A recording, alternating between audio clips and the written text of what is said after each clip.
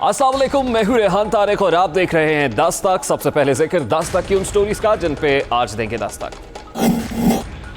एहतियात कीजिए, कोरोना खतरनाक सूरत हाल इख्तियार कर सकता है। WHO ने फिर खबरदार कर दिया है। पाकिस्तान में कोरोना केसेस की तादाद में कमी। क्या वाकई पाकिस्तान में कोरोना वायरस खात्मे की जानिब जा रहा है? 1 जुलाई से केसेस की तादाद में कमी के दावों की हकीकत क्या है? इस हकीकत से पर्दा उठाने की कोशिश भी आज के दस्तक में करेंगे। गवर्नर सिंध का दावा काम आया, ना ही असद उमर की धमकी से कुछ फायदा हुआ। शहर कायद में लोड शेडिंग का जिन बोतल में बंद नहीं हो सका। के इलेक्ट्रिक की जानिब से बहाने पर बहाना, क्या कराची में लोड शेडिंग का खात्मा मुमकिन है? और फिर पैदावारी सेक्टर से 2 करोड़ 70 लाख अफराद बेरोजगार होने का खदशा है। मुल्की मईशत को सुस्त रवी का खतरा भी दरपेश है। मीर रियासत, क्या पाकिस्तान अफलास के इस मुतवक्के सैलाब से निपटने के लिए तैयार है? मीर रियासत के दर पर दस्तक भी आज के दस्तक का हिस्सा होगी। The only aim of the virus is to find people to infect. Mixed messages from leaders are undermining the most critical ingredient of any response: trust. If governments do not clearly communicate with their citizens and roll out a comprehensive strategy focused on suppressing transmission and saving lives, if populations do not follow the basic public health principles of physical distancing, hand washing, wearing masks, coughing etiquette, and staying at home when sick. If the basics aren't followed, there is only one way this pandemic is going to go. It's going to get worse and worse and worse. एक तरफ WHO खबरदार कर रहा है तो दूसरी जानिब कौम को कोरोना केसेस में कमी की खुशखबरी भी सुनाई जा रही है। क्या पाकिस्तान में कोरोना केसेस की आदाद शुमार काबिल भरोसा हैं? सवाल तो उठता है। कोरोना केसेस में कमी की जो तस्वीर दिखाई जा रही है उसकी हकीकत क्या है? क्या मुल्क में कोरोना वायरस खत्म हो रहा है? क्या हमें फतह का जश्न मनाना चाहिए?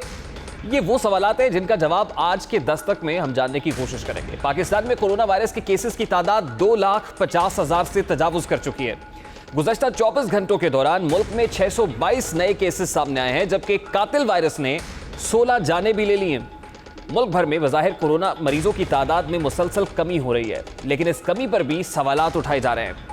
गुज़श्ता रोज chairman People's Party Bilawal Bhutto Zardari ने इस मामले पर गुफ्तगू करते हुए कहा था कि हुकूमत जानबूझकर टेस्टिंग सलाहियत कम करके आवाम को बेवकूफ़ बना रही है। अगर टेस्टिंग कम होगी तो कोरोना का ग्राफ तो नीचे ही आएगा। दुनिया हमें टेस्टिंग का कह रही है और वफाक ये नजरअंदाज कर रहा है। बिलावल भुट्टो इस मामले पर क्या कह रहे थे, सबसे पहले उसकी झलक आपको दिखाते हैं। जितना भी लिमिटेड टेस्ट कैपेसिटी है आपका, उतना ही आपने ज्यादा इस पे जोर देना है। जिस तरीके से ये अंडरमाइन किया जा रहा है, पाकिस्तान के अवाम को खतरा में डाल रहे हैं, हमारे डॉक्टर्स को, हमारा नर्सेस को, हमारा पैरामेडिक्स को, जो ये जिहाद लड़ रहे हैं उनको खतरा में डाल रहे हैं। अगर आप टेस्ट काफी नहीं कर रहे हो, अवाम का टेस्ट भी नहीं करवा रहे हो, मतलब फिर आप अपना कॉन्टैक्ट ट्रेसेस का टेस्ट नहीं कर रहे हो, आप अपना डॉक्टर्स और नर्सेस का टेस्ट भी नहीं कर रहे हो। टेस्टिंग पहले दिन से पूरा दुनिया हमें कह रहा है और उसमें भी ये नालायक हुकूमत कॉम्प्रोमाइज कर रहा है। अब सिर्फ बिलावल भुट्टो ही नहीं बल्कि वजीर आला सिंध भी टेस्टिंग से गैर मुतमईन नजर आते हैं। उन्होंने 12 जुलाई को मीडिया से गुफ्तगू करते हुए कोरोना पॉलिसी पर अदम इत्मीनान का इजहार किया। उनका कहना था कि वो सिंध में कोरोना टेस्टिंग से मुतमईन नहीं है और लगता है कि हम वक्त से पहले ही अपना ऐलान कर रहे हैं। वजीर आला सिंध क्या कह रहे थे वो भी देख लीजिए। हम आज इस सूरत में है कि कुछ हद तक कंट्रोल है, लेकिन मैं अभी तक नहीं समझता कि फुली कंट्रोल में है और ये अब हमारे हाथ में। इसको हम रोक नहीं सकते कम्प्लीटली, इसको स्लो डाउन कर सकते हैं और स्लो डाउन करने का मकसद ये था कि हम अपनी हेल्थ फैसिलिटीज़ को इतना बढ़ा दें कि हमारी हेल्थ फैसिलिटीज़ एग्जॉस्ट ना हो जाए। एक चीज़ मैं आपको बता दूं, जब से ये टेस्टिंग शुरू हुई है सिंध बाकी सारे सूबों से कम से कम डबल है टेस्टिंग में। इधर थोड़ी सी मुझे तशवीश होती है, मैं खुद अपनी टेस्टिंग से सेटिस्फाइड नहीं हूँ। इधर प्रॉब्लम मुझे क्रिएट नज़र आ रहा है कि हम वक्ती अर्ली इस पे विक्ट्री डिक्लेयर करके अपने आप को ख़राब है। अब एक जानिब मुल्क में कोरोना मरीजों की तादाद पर सवालात उठाए जा रहे हैं। टेस्टिंग की कमी को वायरस के फैलाव से आंखें चुराने का बहाना भी करार दिया जा रहा है, तो दूसरी जानिब आलमी माहिरीन खबरदार कर रहे हैं कि वायरस की वबा से लड़ने के लिए दुरुस्त, काबिल भरोसा और फौरी डेटा जमा किए बगैर इस मरज के फैलाव को समझना और फिर इसके खतरे को रोकने के लिए हिकमत अमली तैयार करना बहुत ही दुश्वार होगा। अब पाकिस्तान में मरीजों की तादाद में कमी, सूबों और वफाक के डेटा में वाज़े फर्क और बाज़ इलाकों में अमवात की बढ़ती हुई शरह कोरोना केसेस के हवाले से हुकूमती इकदामात को मशकूक बना रही है। सवाल पैदा होता है कि क्या पाकिस्तान में कोविड-19 से मुताल्लिक जमा किए जाने वाले आदाद-ओ-शुमार में कोई कमी बेशी तो नहीं है? क्या इनमें नजर आने वाला फर्क वाकईतन दुरुस्त है और हुकूमती इक़दामात की कामयाबी का नतीजा है, या इसकी वजह बदइंतज़ामी और दीगर है? हुकूमती इक़दामात में अब हम जून के महीने में देखा गया है। जरा आदाद-ओ-शुमार आपके सामने रखते हैं। जून के महीने ले 20 दिनों में मरीजों की तादाद और अमवात में मुसलसल इजाफा देखा गया। यही वो वक्त था जब पाकिस्तान ने यौमिया टेस्ट के नए रिकॉर्ड कायम किए थे। पाकिस्तान ने इस दौरान 31,681 टेस्ट यौमिया किए, जबकि इसी दौरान 6,825 मरीज यौमिया सामने आए पर डे, जबकि 19 जून को रिकॉर्ड 153 अमवात भी रिपोर्ट हुई। जहां पाकिस्तान ने जून 11 से जून 20 के दौरान यौमिया टेस्टिंग का रिकॉर्ड कायम किया और रोजाना 28 से 30,000 के करीब टेस्ट किए गए। जून के आखिरी 10 दिनों में यौमिया 71,000 टेस्ट करने की सलाहियत रखने के बावजूद किए गए टेस्ट की तादाद 20% कम होकर यौमिया औसत तकरीबन 23,000 टेस्ट तक गिर गई। जबकि हुकूमत इन आदाद-ओ-शुमार पर जश्न मनाती रही कि जून 21 से 30 तक मुतासरीन की तादाद में वाज़ेह कमी हुई है और इन 10 दिनों में गुज़श्ता 10 दिनों के मुकाबले में 35% कमी के साथ तकरीबन 37,000 नए मुतासरीन की शिनाख्त हुई है। सूबों में टेस्ट और मरीजों का तकाबली जायजा लिया जाए तो सूबा पंजाब में जून के पूरे महीने में जो इन्फेक्शन रेट है, यानी हर 100 टेस्ट में मस्बत मरीजों की शनाख्त की शरह 19% रही और शरह अमवात 2.52% रही। लेकिन सिर्फ आखिरी 10 दिन की अगर बात की जाए तो यह शरह गिर कर 12.5% पर आ गई, जो इन्फेक्शन रेट की शरह थी, और शरह अमवात बढ़कर 3.77% तक चली जाती है। यानी देखा यह गया है कि इन्फेक्शन रेट तो कम हो रहा है लेकिन शरह अमवात बढ़ रही हैं। सिंध में गुज़श्ता माह मजमूई इन्फेक्शन रेट 20.70% था और शरह अमवात 1.58% थी, लेकिन जून के आखिरी 10 दिनों में जो इन्फेक्शन रेट है वो कदरे कम होकर 19.66 हो गया, जबकि शरह अमवात मोर्टेलिटी रेट मामूली इजाफे के साथ 1.86% तक पहुंच गई। यानी शरह अमवात बढ़ रही है। खैबर पख्तूनख्वा भी दीगर सूबों से मुख्तलिफ नहीं रहा। जून के महीने में वहां यौमिया टेस्ट करने की सलाहियत और टेस्टिंग की तादाद दोनों में इजाफा देखने में आया और मई के महीने में औसतन तकरीबन 1300 यौमिया टेस्ट से यह तादाद बढ़कर जून में तकरीबन 2900 टेस्ट हो गए, यौमिया तक पहुंच गई। पर डे इतने टेस्ट किए जाने लगे। सूबे में जून के इख्तिताम तक फी 10 लाख आबादी टेस्ट करने की तादाद तकरीबन 4,056 थी, जबकि सिर्फ जून के महीने में 16,500 नए मुतासरीन यानी 18.98% के इन्फेक्शन रेट की शरह से सामने आए हैं। खैबर पख्तूनख्वा में जून के 30 दिनों में 478 अमवात हुई, जिसकी शरह अमवात 2.88% बनती है और वो मई के मुकाबले में वाज़ेह तौर पर कम हुई है। अब अगर इन आदाद-ओ-शुमार पर गौर किया जाए तो टेस्टों में कमी के साथ साथ शरह अमवात में इजाफा खतरनाक है। 1 जुलाई को आलमी इदारा सेहत के सरबराह ने मरबूत हिकमत अमली पर अमल पैरा होने की ज़रूरत पर भी जोर दिया था और उन्होंने मजीद इस बात पर भी जोर दिया कि सिर्फ अकेले टेस्ट करने या फिर सोशल डिस्टेंसिंग, समाजी फासले या फिर मास्क पहनने से काम नहीं चलेगा, बल्कि ज़रूरत इस अमर की है कि तमाम हिफाजती इक़दामात एक साथ किए जाए। डॉक्टर टेड्रोस इस मामले पर क्या कह रहे थे, उसकी एक झलक भी आपको दिखाते हैं। No testing alone, no physical distancing alone, no contact tracing alone, no masks alone. Do it all. Countries that have adopted this comprehensive approach have suppressed transmission and saved lives. अब सवाल पैदा होता है कि क्या पाकिस्तान इस तरह की जामे हिकमत अमली या मरबूत हिकमत अमली पर मुकम्मल तौर पर अमल पैरा है या फिर नहीं? क्या इसी बिना पर आदाद-ओ-शुमार की सदाकत पर सवालात उठ रहे हैं? पाकिस्तान में टेस्ट कम होने की वजूहात क्या है? क्या पाकिस्तान में कोरोना वायरस की पीक आए बगैर केसेस की तादाद में कभी खतरे की घंटी नहीं है? 7 जून को आलमी इदारा सेहत की जानिब से तंबीह दी गई थी कि दुनिया के वो 10 ममालिक जहां वायरस तेजी से फैल रहा है उनमें पाकिस्तान भी शामिल है और इसे अपनी टेस्टिंग में ना सिर्फ मजीद इजाफा करना होगा बल्कि लॉकडाउन की हिकमत अमली में भी सख्ती लाना होगी। लेकिन पाकिस्तान इस हवाले से खामोश क्यों है? हुकूमत के मुताबिक लोग खौफजदा हैं, वो टेस्ट कराने नहीं आते। साथ ही हुकूमत सिर्फ उन अफराद का टेस्ट कर रही है जिनको कोरोना वायरस की अलामात हैं, जिनमें सिम्टम्स पाए जाते हैं, जबकि वजीर मनसूबाबंदी असद उमर के मुताबिक इस वक्त पूरे पाकिस्तान में मजमूई सूरत हाल में बेहतरी नजर आ रही है। लेकिन सिर्फ सूबा सिंध में हालात तब्दील नहीं, बिलखुसूस कराची में मुतासरीन की तादाद में मुसलसल इजाफा देखने में आ रहा है। आपका शुक्रिया भी अदा करना चाहता हूँ कि बहुत बड़ी तादाद में पाकिस्तानियों ने इन अहकामात के ऊपर, डॉक्टर्स के मशवरे के ऊपर अमल किया और यही उम्मीद रखता हूँ कि आइंदा इससे भी बेहतरी होगी। मजमूई तौर पे मैंने पाकिस्तान को आपकी सूरत हाल बताई है, लेकिन सिर्फ एक इस वक्त इलाका ऐसा है जहाँ पर हमें इतनी बेहतरी नज़र नहीं आ रही है और वो सिंध है, खुसूसी तौर पे कराची है। अब एक जानिब मुल्क में टेस्टिंग पर सवालात उठाए जा रहे हैं, मरीजों की तादाद में कमी को भी मशकूक निगाहों से देखा जा रहा है। वहीं मारूफ साइंसदान डॉक्टर अताउर रहमान ने दावा किया है कि कोरोना से मुतालिक पाकिस्तान में सूरत हाल बेहतर है। अगर एहतियाती तदाबीर ऐसी रही तो फिर 2-3 माह में कोरोना पर कंट्रोल भी कर लिया जाएगा। डॉक्टर अताउर रहमान के मुताबिक कोरोना वैक्सीन से मुतालिक चीनी कंपनी के साथ पाकिस्तान में मुआहिदा भी हो गया है। ड्रैप को मुआहिदे से मुतालिक आगाह किया गया है, जिसकी मंजूरी का इंतजार है। जैसे ही मंजूरी दी जाएगी, पाकिस्तान में क्लिनिकल ट्रायल्स शुरू कर दिए जाएंगे। क्लिनिकल ट्रायल्स के बाद वैक्सीन की तैयारी शुरू कर दी जाएगी और वैक्सीन की तैयारी और पाकिस्तान में कोरोना मरीजों की तादाद वाले से शुकूक व शुबात पर भी बात करेंगे। अब डॉक्टर अताउर रहमान इस वक्त इस तमाम तर मामले पर बात करने के लिए हमारे साथ मौजूद हैं। आप वजीर आजम की टास्क फोर्स बराए साइंस एंड टेक्नोलॉजी के चेयरमैन भी हैं। बहुत बहुत शुक्रिया डॉक्टर साहब आपके वक्त के लिए। Thank you very much for giving us your time.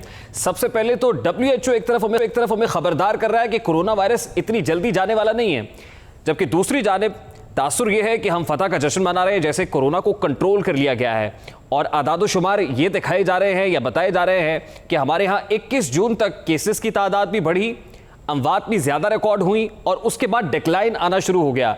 तो क्या ये समझा जाए कि 21 जून का रोज़ हमारे यहाँ पीक थी और अब हम पीक क्रॉस कर चुके हैं, जिसके बाद डिक्लाइन आ रहा है और वाकई में खुशी मनानी चाहिए इस बात की?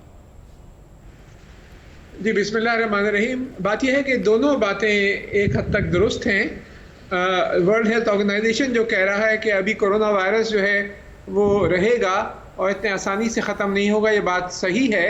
और दुनिया के अंदर मेरा ख्याल है अगले 3-4 महीने ये कोरोना वायरस जो है कम से कम रहेगा और हो सकता है कि ये ज़्यादा अरसे भी रहे, जब तक कि वैक्सीन नहीं आ जाती इसकी, जब तक ये सही मायनों में इसको नहीं कह सकते कि कंट्रोल हो जाए। पाकिस्तान के अंदर जो आपने जिक्र किया, हाँ, हम जून में इसकी पीक पहुंची थी, तकरीबन 6,900 के करीब हम पहुंचे थे। उसके बाद जो रिपोर्टेड केसेस हैं वो डिक्लाइन हुए हैं और उसमें मेरे ख्याल से जो स्मार्ट लॉकडाउन की जो फ़िलॉसफी थी और जो एक्शन प्लान था, जो कि कमांड एंड कंट्रोल सेंटर में असद उमर साहब की निगरानी में जो कुछ हुआ, उसी का नतीजा है ये कि काफ़ी हद तक ये फ़िलहाल कंट्रोल में है। लेकिन ये कहना कि ये कंट्रोल हो गया है और ये जो है अब ये बढ़ेगा नहीं, ये बिल्कुल गलत है। आप जैसे ही आप एहतियात को ख़त्म करेंगे, लॉकडाउन जो है वो ख़त्म होगा या कम होगा, तो वापस इसके बढ़ने के चांसेस हैं। अच्छा डॉक्टर साहब, आदाद शुमार के हवाले से वैसे तो you are quite well informed, लेकिन मैं अपने नाजरीन के लिए भी बताता चलूँ और आपके सामने भी रखता चलूँ कि जैसे आप कह रहे हैं कि जो हमने पीक टच की थी वहाँ पर केसेस की तादाद तकरीबन 6,900 6,825 थी टू बी वेरी प्रिसाइज। जून के पहले 20 दिनों में मुसलसल मरीजों और अमवात में इजाफा हुआ। उसके बाद यानी इन्हीं 20 दिनों के अंदर हमने रिकॉर्ड टेस्टिंग का भी एक देखा कि 31,000 टेस्ट योमिया का रिकॉर्ड बना हमारे यहाँ। उसके बाद और 19 जून को 153 रिकॉर्ड अमवात भी सामने आई, यानी मरीज भी ज़्यादा थे, अमवात भी ज़्यादा थी, साथ ही साथ टेस्टिंग का रिकॉर्ड भी हम इन्हीं दिनों में बना रहे थे। उसके बाद हमारी कैपेसिटी ज़्यादा थी, हमने टेस्ट करना कम कर दिए और जब टेस्ट करना कम किए तो यकीनन हमें ये डिक्लाइन दिखाई दे रहा है या डाउनवर्ड ट्रेंड दिखाई दे रहा है।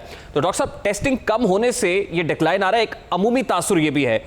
तो ये जो डिक्लाइन हम कह रहे हैं कि आ रहा है या डाउनवर्ड ट्रेंड है, ये कितना हकीकी है फिर? ये बात दुरुस्त नहीं है कि टेस्टिंग कम करने की वजह से डिक्लाइन आ रहा है। इसका जो ऑपोजिट है वो बिल्कुल ज़्यादा सही है कि क्योंकि केसेस कम आ रहे हैं तो इस वजह से टेस्ट कम हो रहे हैं, क्योंकि सिर्फ हम जो टेस्ट कर रहे हैं वो जनरल टेस्टिंग नहीं कर रहे हैं। जिन लोगों में अलामात होती हैं, सिम्टम्स होते हैं और जो आते हैं इन सिम्टम्स के, उन्हीं के टेस्ट होते हैं। जब वो कम आएंगे तो ज़ाहिर है टेस्ट भी कम होंगे। रैंडम टेस्टिंग आप ना होने के बराबर हो रही है। तो मैं शुरू से ये कह रहा हूँ कि हमें दोनों चीज़ें करनी चाहिए थी। कि जो अलामात वाले जो लोग हैं उनकी भी टेस्टिंग होनी चाहिए और रैंडम टेस्टिंग भी होनी चाहिए ताकि पता चले कि कितने % लोग जो हैं वो इसमें मुब्तला हो चुके हैं। और फिर लेकिन डॉक्टर साहब, टेस्टिंग कम होने की एक वजह यह भी हो सकती है कि लोग हॉस्पिटल्स की तरफ कम जा रहे हैं, लोगों में खौफ था, हॉस्पिटल्स कम जाना शुरू किया और कम अलामात वाले जो लोग हैं जिनके पास सिम्टम्स नहीं थे, एसिम्प्टोमेटिक थे, उनके टेस्ट नहीं होने लगे। उसके बाद जिनमें अलामात आ रही थी सिर्फ उनके टेस्ट हो रहे हैं और उसके बाद नए SOPs बने हैं, जैसे 2 नेगेटिव टेस्ट आने के बाद किसी पेशेंट को डिस्चार्ज किया जाता था, उसमें भी कुछ रिलैक्सेशन हुई है बकौल सेक्रेटरी सेहत पंजाब के। तो आपको लगता है कि जो कम टेस्टिंग हो रही है उसके पीछे भी कुछ रीजंस है? जी बिल्कुल, आपने सही फरमाया। बहुत से लोग अब जो है वो इतने पैसे खर्च करके और फिर हॉस्पिटल में जाके टेस्टिंग कराएं, तो वो सोचते हैं कि बेहतर ये है कि हम अगर ये है तो हम खुद को अपने आप आइसोलेट कर लेते हैं, क्योंकि दवाई तो कोई है नहीं, इलाज तो इसका कोई है नहीं। सीरियस कंडीशंस होती हैं तो फिर कुछ मेडिसिन की ज़रूरत होती है, वरना अगर मामूली कंडीशंस हैं तो उसमें कोई ख़ास इसका इलाज अवेलेबल नहीं है अभी।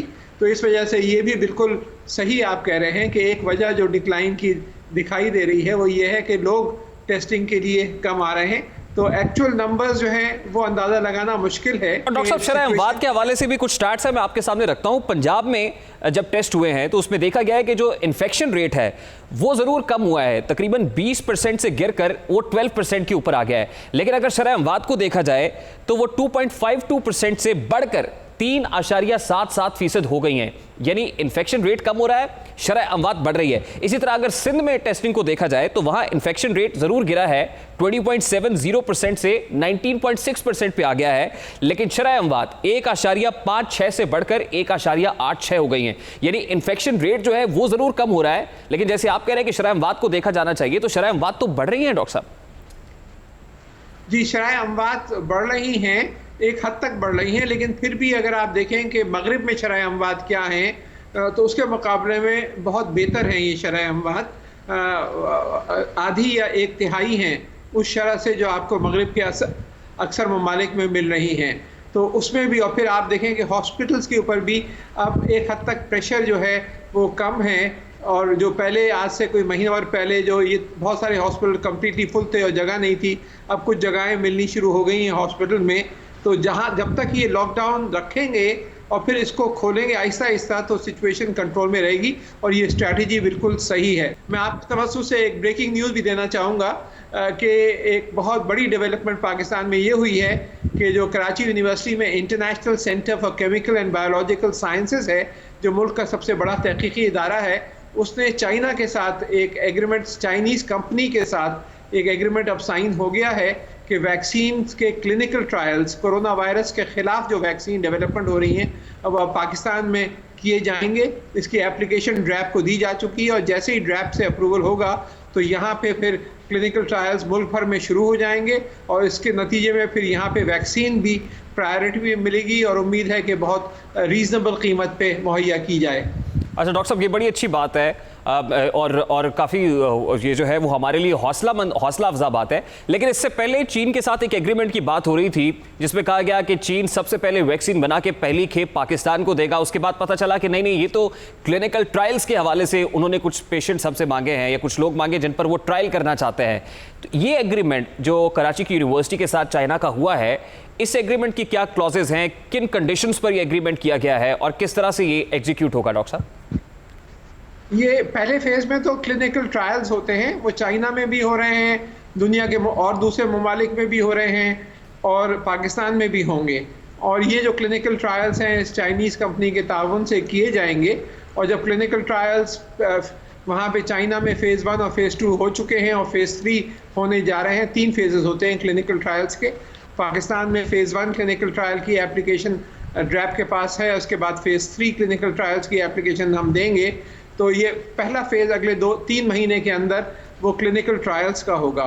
उसके बाद एक्चुअल मास स्केल प्रोडक्शन जो है वो वैक्सीन की चाइना में की जाएगी, और फिर कंसेशनल रेट्स पे बातचीत हो रही है कि ये पाकिस्तान को ये वैक्सीन मुहैया की जाए, क्योंकि दुनिया भर में डिमांड है वैक्सीन की। अच्छा डॉक्टर साहब, क्लिनिकल ट्रायल्स के कामयाब होने के हवाले से आपका अंदाज़ा क्या, और फिर आपका अंदाज़ा क्या कहता है कि ये वैक्सीन मार्केट के अंदर कब तक दस्तयाब हो जाएगी? अगले 3 महीने में ये क्लिनिकल ट्रायल्स होंगे। उसके बाद अगर ये कामयाब रहते हैं चाइना में भी और पाकिस्तान में भी तीनों फेजेस, फेज़ 1, फेज़ 2, फेज़ 3, तो फिर इसका लार्ज स्केल मैन्युफैक्चर शुरू होगा। और मुझे लगता है कि फरवरी मार्च तक अगर हर चीज़ स्मूथली जाती है, कोई रुकावट नहीं आती, तो पाकिस्तान में ये बड़े पैमाने पे वैक्सीन इंशाल्लाह मिलनी शुरू हो जाएंगी। अच्छा डॉक्टर साहब, last but not least, Russia भी क्लेम कर रहा है कोरोना वैक्सीनेशन की तैयारी के हवाले से। क्या पाकिस्तान गवर्नमेंट ने या ministry of science and technology ने रशियन गवर्नमेंट से भी इस हवाले से कोई राब्ता किया है या एग्रीमेंट के हवाले से कोई बात आगे बढ़ी है? मेरे इल्म में नहीं है। बात यह है कि इस वक्त कोई 130 कंपनियां हैं दुनिया में जो वैक्सीन डेवलपमेंट में लगी हुई हैं। उसमें चाइनीज़ कंपनियां भी हैं, अमेरिकन भी हैं, यूके की भी हैं, फ्रांस की हैं, रशिया की हैं। अब ये कौन से वैक्सीन्स एक्चुअली कामयाब रहते हैं और किस हद तक कामयाब रहते हैं, ये क्लिनिकल ट्रायल्स के बाद अंदाज़ा होगा। तो रशिया से अभी तक कोई इंटरेक्शन मेरे इल्म में नहीं है, लेकिन क्योंकि चाइना से हमारे बहुत करीबी ताल्लुकात हैं और चाइना चाहता भी है कि पाकिस्तान में इस तरह के प्रोग्राम्स जो हैं वो बड़े पैमाने पे किए जाएं, तो मुझे उम्मीद है कि ये जो इनिशिएटिव शुरू किया है कराची यूनिवर्सिटी में international centre for chemical and biological sciences में, ये इंशाल्लाह कामयाब रहेगा। ठीक है, बहुत बहुत शुक्रिया डॉक्टर अताउर रहमान साहब आपका। डॉक्टर अताउर रहमान की गुफ्तगू आपने सुनी, कदरे हौसला अफजा भी है, हौसलामंद भी है कि अगर ये वैक्सीन आ जाती है, क्लिनिकल ट्रायल्स कामयाब हो जाते हैं, तो तकरीबन जैसे वो ये कह रहे हैं कि 6-8 माह के अंदर दस्तयाब भी हो जाएगी मार्केट में और यकीनन आम आदमी की पहुँच में भी होगी। अगर ऐसा हो जाता है तो यकीनन ये बहुत ही बड़ी खुशखबरी होगी। या एक ब्रेक लेंगे और ब्रेक के बाद जब वापस आएंगे तो बात करेंगे शहर कायद की तारीकियों की। शहर कायद में लोड शेडिंग का मसला है, लोड शेडिंग का जिन है कि बोतल में बंद नहीं होने पा रहा है। क्या वजूहात हैं, जानने की कोशिश करेंगे ब्रेक के बाद हमारे साथ।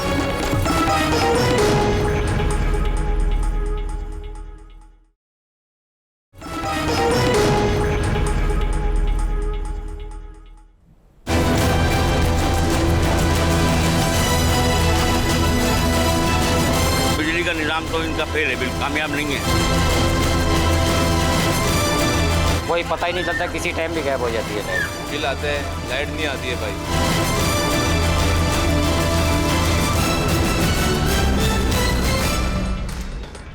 वादे दिलासे तसल्लियां, कुछ भी काम नहीं आया। शहर कायद में बिजली की गैर एलानिया लोड शेडिंग ताहाल जारी है। लोड शेडिंग से मुस्तस्ना इलाकों में 3 से 5 घंटे, जबकि दीगर इलाकों में तकरीबन 12 से 14 घंटे लोड शेडिंग का सिलसिला बरकरार है। असद उमर की धमकी का असर हुआ है और न ही गवर्नर सिंध की जानिब से किए गए दावों ने कोई असर दिखाया है।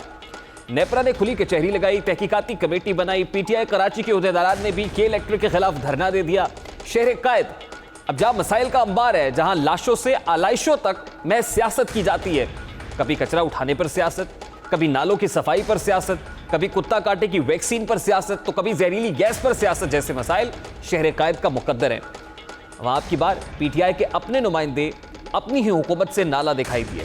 वफाकी हुकूमत के इलेक्ट्रिक मसाइल के हल का मुतालबा किया गया। इस तनाजुर में 2 रोज कबल गवर्नर सिंध इमरान इस्माइल और वफाकी वजीर असद उमर ने के इलेक्ट्रिक इंतजामिया से मुज़ाकरात के बाद लोड शेडिंग के खात्मे का ऐलान किया। यकीन दहानी कराई कि दोबारा गैर एलानिया नहीं होगी और अगर ऐसा हुआ तो वफाकी हुकूमत हरकत में आएगी। कल से कराची में कोई भी गैर एलानिया लोड शेडिंग नहीं होगी। मदद के बावजूद आप कराची के अवाम के मसाइल बिजली के ताल्लुक से हल नहीं कर पाएंगे तो हम दूसरी तरफ नहीं देखेंगे। जो टाइमलाइन सेट हुई है आज असद उमर की मौजूदगी में, गवर्नर की मौजूदगी में जो कमिटमेंट्स हुए हैं उन्हें थोड़ा टाइम दें। इंशाअल्लाह अल्लाह ने चाहा तो पीर से आपको गैर एलानिया लोड शेडिंग कराची में नहीं मिलेगी। वफाकी वजीर मनसूबाबंदी कराची की नुमाइंदगी कर रहे हैं। उन्होंने के इलेक्ट्रिक के खिलाफ रास्त इकदाम उठाने का दावा किया था, मगर उनकी ये धमकी भी काम नहीं आई है। अब के इलेक्ट्रिक को शहर में लोड शेडिंग का एक और बहाना मिल गया है, जिसमें उसने बिन कासिम पावर प्लांट में तकनीकी खराबी को जवाज बनाकर 130 मेगावाट बिजली की कमी की इत्तला दी है। के इलेक्ट्रिक के मुताबिक एक यूनिट पर टेक्निकल फॉल्ट के बायस बिजली की पैदावारी सलाहियत में 130 मेगावाट कमी का सामना है, जिसकी वजह से कम नुकसानात वाले इलाकों में आर्जी लोड मैनेजमेंट होगी। यानी अब शहर कायद में लोड शेडिंग को लोड मैनेजमेंट के नाम से पुकारा जाएगा। के इलेक्ट्रिक न सिर्फ सारिफीन को तवील लोड शेडिंग के अजाब में मुब्तला कर रही है, बल्कि बिजली की कीमतों में भी मुसलसल इजाफा किया जाता रहा है। 2018 में के इलेक्ट्रिक ने फी यूनिट 1 रुपए 40 पैसे 2019 में 4 रुपए 90 पैसे जबकि 2 रुपए 89 पैसे इजाफा बतदरीज किया गया है। शरीक इंसाफ के रहनुमा के इलेक्ट्रिक के खिलाफ सरापा एहतजाज है, लेकिन सवाल ये उठता है कि शहर कायद के बासियों को लोड शेडिंग से निजात दिलाना किसका काम है? अब वजीर आजम किसे लोड शेडिंग का जिम्मेदार करार देंगे? माजी में इमरान खान लोड शेडिंग से मुताल्लिक हुकूमत के लिए क्या राय रख, झलक आपको दिखाते हैं। आज बिजली का सबसे बड़ा डिफॉल्टर पंजाब की हुकूमत है। अरबों रुपए का इन्होंने डिफॉल्ट किया। और दूसरी चीज, बड़े बड़े लोगों के कारखाने, वजीरों के कारखाने, ये बिजली नहीं अदा करते उसकी कीमत। गुज़श्ता रोज chairman People's Party Bilawal Bhutto ने के इलेक्ट्रिक के सीईओ को तहरीक इंसाफ का फाइनेंसर करार दिया। अबराज ग्रुप के हवाले से उन्होंने कुछ तहफ़्फ़ुज़ात का इजहार किया। साथ ही इल्ज़ाम आयद किया कि वफाकी हुकूमत के इलेक्ट्रिक के मामले पर FIA की रिपोर्ट को दबाने की कोशिश कर रही है। FIA की तहकीकाती रिपोर्ट है कि इलेक्ट्रिक से मुताल्लिक, उसको दबाने की कोशिश है। बिलावल भुट्टो इससे मुताल्लिक क्या कह रहे थे वो भी देख लीजिए। ये FIA की रिपोर्ट है। अगर मीडिया को कोई इरादा है अनबायस बनने का, इस पे आप जरा एक प्रोग्राम करके दिखाएं। बिलावल भुट्टो सरदारी ने के इलेक्ट्रिक के मामले पर FIA की रिपोर्ट का तज़किरा किया है। हम यहाँ इस रिपोर्ट के मंदरजात आपके सामने रखते हैं जो FIA की तहकीकाती रिपोर्ट है। FIA की मुबैना रिपोर्ट 9 सफ़ात पर मुश्तमिल है जिसमें के इलेक्ट्रिक के मेगा स्कैंडल की निशानदेही की गई है। इस रिपोर्ट के मुताबिक KEAC को 2005 में प्राइवेटाइज किया गया, जिसे 2008 में अबराज ग्रुप ने खरीदा और इदारे को के इलेक्ट्रिक का नाम दिया गया। इसी दौरान 2012 में मोहम्मद अमीन नामी शख्स सुई सदर्न गैस कंपनी का MD बनाया गया। यही फर्क 2008 से 2012 तक के इलेक्ट्रिक का चीफ इंटरनल ऑडिटर भी रहा है। रिपोर्ट के मुताबिक मज़कूरा शख्स ने बादियो नज़र में अपने साबिका इदारे को माली फवायद पहुंचाए। रिपोर्ट में सुई सदर्न और के इलेक्ट्रिक के दरमियान गैस के मामलात का जिक्र भी किया गया है। इस रिपोर्ट के मुताबिक SSGC के दरमियान गैस की तकसीम और खरीदारी के हवाले से कोई मुआहदा नहीं हुआ है। SSGC ने कानूनी तौर पर जरूरी सिक्योरिटी डिपॉजिट जो 3 साल के लिए जमा कराना होता है वो भी के इलेक्ट्रिक से नहीं लिया है। के इलेक्ट्रिक अबराज ग्रुप की मिल्कियत में आने से कबल 1000 बिलियन का मकरूज था, जबकि इस वक्त SSGC के तकरीबन 12,400 अरब के इलेक्ट्रिक के जिम्मे वाजिबुल अदा है। सिंध हाई कोर्ट ने के इलेक्ट्रिक को गैस की फराहमी ना करने के अहकामात दिए थे, मगर अदालती अहकामात की खिलाफ वर्जी करते हुए इदारे को आज भी गैस फराहम की जा रही है। रिपोर्ट में 2009 के इलेक्ट्रिक को माली फायदा पहुंचाने का जिक्र भी किया गया है। रिपोर्ट के मुताबिक 2008 में national gas load management policy लाई गई, जिस पर 2009 में अमल दरामद किया गया। पॉलिसी के तहत सर्दियों में गैस की खपत बढ़ जाती है। उस वक्त के इलेक्ट्रिक को 190 MMCFD गैस की बजाय 150 MMCFD गैस देने का फैसला किया गया। गैस में कमी को पूरा करने के लिए हुकूमत ने के इलेक्ट्रिक को फर्नेस ऑयल दिया। रिपोर्ट में इस इकदाम पर भी सवाल उठाया गया है और रिपोर्ट के मुताबिक हुकूमत ने के इलेक्ट्रिक को 5.8 अरब रुपए का फर्नेस ऑयल दिया, लेकिन के इलेक्ट्रिक से यह रकम नहीं ली गई, बल्कि जून 2010 तक हुकूमत पाकिस्तान ने 1.8 अरब रुपए अदा किए। रिपोर्ट में नेपरा को के इलेक्ट्रिक के साथ मुआहदा खत्म करने की सिफारिश भी की गई, लेकिन ताहाल इस मुआहदे को खत्म नहीं किया गया है। के इलेक्ट्रिक पर हर दौर में नवाजिशात की जाती रही हैं, लेकिन शहर कायद के बासियों को इसका फायदा आज तक नहीं पहुंच सका है। अब क्या मामला होगा, ये किस तरह से आगे बढ़ेगा, इस FIA की तहकीकाती रिपोर्ट जिसका जिक्र बिलावल भुट्टो ने किया, इसी मामले पर बात करेंगे। इस वक्त सूबाई वजीर तवानाई इम्तियाज शेख हमारे साथ मौजूद है। बहुत बहुत शुक्रिया इम्तियाज शेख साहब आपके वक्त के लिए। सबसे पहले तो ये बताइएगा कि गुज़श्ता रोज बिलावल साहब ने के इलेक्ट्रिक से मुताल्लिक FIA की एक तहकीकाती रिपोर्ट की जानिब इशारा किया और उन्होंने मीडिया से रिक्वेस्ट की खास तौर पर कि आप इसको ज़रूर चलाइए और देखिए। वो तहकीकाती रिपोर्ट जब हमने पढ़ी है तो उसमें हमें तो बज़ाहिर पीपल्स पार्टी के हक में कोई ऐसी बात दिखाई नहीं दी, हुकूमत के हक में। आप किस तरफ इशारा करना चाह रहे थे असल में बिलावल साहब? उसमें ऐसा क्या है जो उन्होंने वो तहकीकाती रिपोर्ट देखने को कहा है? देखें जी, मुझे उस तहकीकाती रिपोर्ट का नहीं पता, इसलिए मैं मतलब उस पर कमेंट नहीं कर सकता। लाजमी है जब बिलावल साहब ने कोई ऐसी बात की है तो लाजमी है, मतलब फिर समझ की बात है, फिर आप पता नहीं क्यों नहीं समझ सके उसको, तो आप देखें जरूर उसमें कोई इस तरह की चीज होगी जिसकी वो निशानदेही। चलिए मैं आपको बताता हूँ सर, ये 9 सफ़ात पर मुश्तमिल रिपोर्ट है शेख साहब। इसमें बताया गया है कि अबराज ग्रुप तकरीबन 79 अरब रुपए का डिफॉल्टर है। बिल्कुल ठीक है, बड़ी गलत बात है। अब उसके दूसरे सफ़े पर लिखा हुआ है कि एक शख्स 2012 में मोहम्मद अमीन राजपूत नामी शख्स है जिसे MD SSGC लगाया गया। 2008 में यही शख्स के इलेक्ट्रिक में चीफ इंटरनल ऑडिट रहा, यानी ऑडिटर रहा है। जब के इलेक्ट्रिक में काम सर अंजाम देता रहा, उसको आपने MD SSGC लगा दिया, तो इससे बादियो नज़र में तो ये साबित होता है कि वो अपने प्रायर जो एम्प्लॉयर है उसको फ़ायदा पहुंचाने की कोशिश कर रहा है। और फिर साथ ही साथ जो है अबराज ग्रुप के पास जब ये के इलेक्ट्रिक आई है, निजकारी 2005 में होती है, 2008 में अबराज ग्रुप इसको टेक ओवर कर लेता है। तो उस वक्त तो पाकिस्तान पीपल्स पार्टी की हुकूमत थी वफाक में भी और सिंध में भी। देखिए जी, पाकिस्तान पीपल्स पार्टी की हुकूमत हो, लेकिन अबराज ग्रुप का जो मालिक है आरिफ नकवी साहब, वो प्राइम मिनिस्टर इमरान खान के बहुत ही करीबी दोस्तों साथियों में से हैं, और इसमें भी कोई ढकी छुपी बात नहीं है। ये भी मीडिया में बिल्कुल पाकिस्तान की जो टॉप मोस्ट मीडिया है, न्यूज़पेपर्स हैं, प्रिंट मीडिया और इलेक्ट्रॉनिक मीडिया, उसमें भी आ चुका था कि सबसे बड़े डोनेशन गिवर जो हैं पीटीआई को इलेक्शन में, वो अबराज ग्रुप का। नहीं, लेकिन शेख साहब, नेपरा जो है वो इस कॉन्ट्रैक्ट को कैंसिल भी तो कर सकती थी ना उस वक्त। अब देखिए, बात यह है कि national gas load management programme के तहत 2008 में जो प्रोग्राम बना है, 2009 के अंदर उसे इंप्लीमेंट किया गया। उसके मुताबिक जो लोड मैनेजमेंट है गैस के हवाले से, विंटर के अंदर कहा गया कि 50 MMCFD जो गैस है आपने वो दीगर सेक्टर्स को देनी है, जिसकी वजह से जो के इलेक्ट्रिक के पास 190 MMCFD से वो कम होकर तकरीबन 140 के ऊपर आ गया। अब इस डिफरेंस को कवर करने के लिए फर्नेस ऑयल दिया गया इजाफी PSO की तरफ से, वफाकी हुकूमत की जानिब से, और उसके पैसे के इलेक्ट्रिक ने अदा नहीं किए जबकि वफाकी हुकूमत ने अदा किए हैं। तो उस वक्त वफाकी हुकूमत पाकिस्तान पीपल्स पार्टी की थी सर। देखिए जी, पाकिस्तान पीपल्स पार्टी की थी, ये जो इशू तो बाद में जाहिर हुआ ना, और ये जो गैस और उसकी फ्यूल ऑयल की बात कर रहे हैं आप, ये तो फेडरल गवर्नमेंट देती है, और नेपरा जो है मुआहिदा जिस तरह आपने कहा वो कैंसिल नहीं कर सकती। ये इंटरनेशनल गारंटेड मुआहिदे होते हैं, और मतलब इसमें फिर इंटरनेशनल आर्बिट्रेशन में जाते हैं। आप रेकोटेक का देख लें, आप बाकी और मुआहिदे देख लें, जहाँ जहाँ भी कैंसिल किए गए, या वो जो जहाज में जो पावर प्लांट आया था उसका मुआहिदा देख लें आप, जो जैसे ही गवर्नमेंट ने नहीं, लेकिन शेख साहब, उससे पहले जरा मुआहिदे पर मेरा ज़िम्नी सवाल ले लेना सर।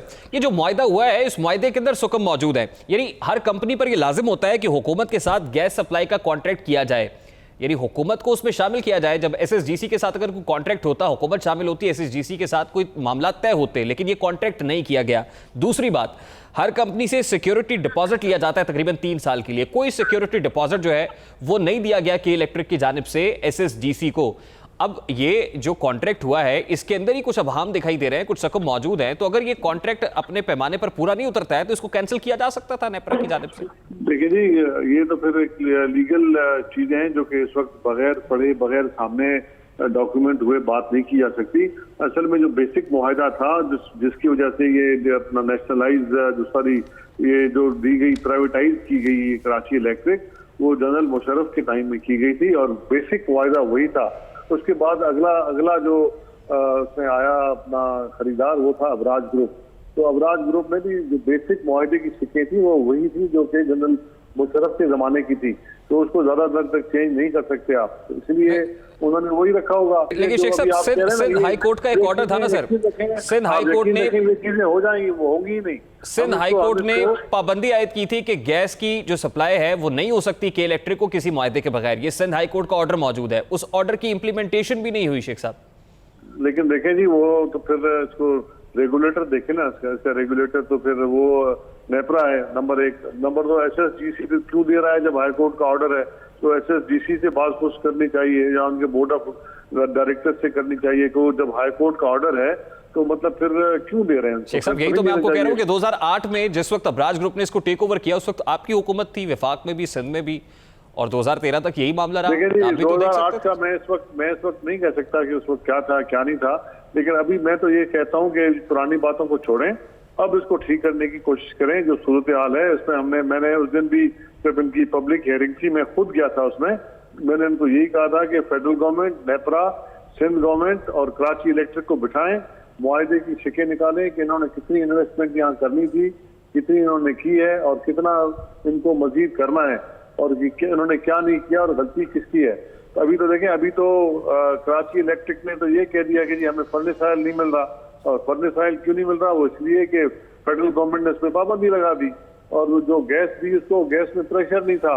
मतलब ये मैं तो उनके साथ पूरा रास्ते में रहा हूँ ना, तो बहरहाल पुरानी बातें भली आप कर लें, डिस्कशन में आएंगी, चीजें आएंगी, लेकिन अभी बेहतर यही है सिंध के अवाम के लिए, कराची के अवाम के लिए, यहाँ बैठ के इस मसले को नए सिरे से, इस मुआहिदों को चेक करना चाहिए, और मतलब यहाँ मोनोपोली जो है कराची इलेक्ट्रिक की वो खत्म करनी चाहिए। बहुत बहुत शुक्रिया इम्तियाज शेख साहब आपकी कीमती वक्त के लिए। सूबाई वज़ीर इत्तेहाद शेख साहब हमारे साथ मौजूद थे। यकीनन आवाम के हक में तो यही है कि उनको बिजली फराहम की जाए, उनको लोड शेडिंग के अजाब से छुटकारा दिया जाए, पुरानी बातें क्या हैं, क्या हो रहा है, अवाम का इससे कोई सरोकार नहीं है। अवाम सिर्फ ये चाहती है कि मुसलसल बिजली की फराहमी होनी चाहिए और ये जो दोहरा अजाब है इससे छुटकारा नसीब होना चाहिए। एक ब्रेक लेनी है जी, ब्रेक के बाद जब वापस आएंगे तो मीर रियासत के दर पर दस्तक देंगे हमारे साथ।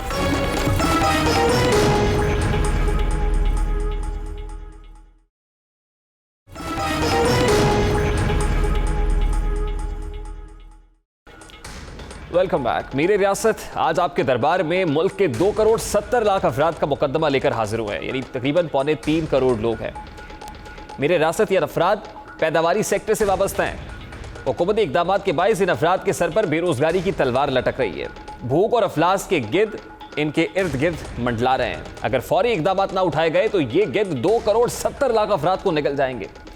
मीर रियासत आपके इदारे शुमारियात के मुताबिक दवासाजी, textile, food, petroleum, chemical, automobile, iron, electronics समेत मुताद्दिद शोबों की पैदावार में 2 से 22% तक कमी हुई है। ये कमी न सिर्फ इन सनतों की तबाही का बाइस बन रही है बल्कि इनसे वाबस्ता करोड़ों पाकिस्तानियों का मुस्तकबिल भी दांव पर लग चुका है। मीर रियासत एक जानिब इदारे शुमारियात बार बार खतरे की घंटी बजा रहे हैं तो दूसरी जानिब IMF ने भी बड़े तूफान से खबरदार कर दिया। मीर रियासत इस तूफान का भी बराह रास्त ताल्लुक इदारे शुमारियात की इस रिपोर्ट से है। IMF ने पाकिस्तान में माशी सुस्त रवी की पेशगोई की। आलमी इदारे के मुताबिक बर वक्त इक़दाम ना हुए तो इसके असरात अगले चंद माह तक बरकरार रह सकते हैं। अब मीर रियासत आपकी हुकूमत में सरमायाकारों के लिए पैकेजेस का ऐलान हुआ ताकि गरीब आदमी फ़ायदा उठा सके, लेकिन आम आदमी का हाथ फिर भी खाली है। मीर रियासत ये 22 करोड़ पाकिस्तानी आज शिकवा कुनाए आपके दरबार पर दस्तक दे रहे हैं कि क्या यही है वो पाकिस्तान जिसका वादा आपने हमसे किया था। मीर रियासत आपके दौरे इक़्तिदार में 23 माह के दौरान लाखों अफराद नौकरियों से हाथ धो बैठे हैं, जबकि करोड़ों इस खौफ में जी रहे हैं कि न जाने कब उनसे नौकरी छीन ली जाएगी। मीर रियासत आगे बढ़िए और इन करोड़ों पाकिस्तानियों को सीने से लगाइए ताकि सर से बेरोजगारी का आसेब टल सके। और यही मीर रियासत का काम होता है कि अपनी रियाया को तहफ़्फ़ुज़ फराहम कर सके। उम्मीद है कि आपके दरबार पर यह दस्तक आप तक ज़रूर पहुँचेगी और आप इन लोगों का जिनके लिए बेरोजगार होने का अंदेशा हुआ चाहता है इनको तहफ़्फ़ुज़ ज़रूर फराहम करेंगे। ये तो था आज का दस्तक। आपसे मुलाकात होगी कल। अपना रखिएगा ख्याल। अल्लाह हाफ़िज़।